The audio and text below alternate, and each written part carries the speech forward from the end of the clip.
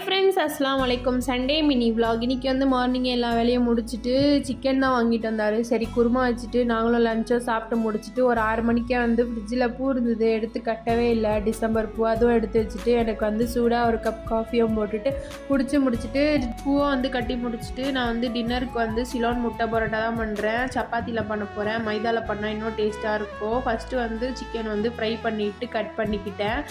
வெங்காய தக்காளி வந்து நல்லா வதங்கின உடனே இஞ்சி பூண்டு பேஸ்ட்டு, மஞ்சத்தூள், கரம் மசாலாலாம் ஆட் பண்ணிவிட்டேன். இருக்கிற சிக்கனும் ஆட் பண்ணிவிட்டு தொக்கு மாதிரி பண்ணிவிட்டு எக்கும் வந்து அடித்து வச்சுக்கிட்டேன். சைடு சப்பாத்தி மாவு வந்து பிசைஞ்சு வச்சுட்டேன். சரி சப்பாத்தி போட்டுடலான்ட்டு சப்பாத்தி போட ஸ்டார்ட் பண்ணிட்டேன். மைதாவில் பண்ணால் இன்னும் சூப்பராக இருக்கும்.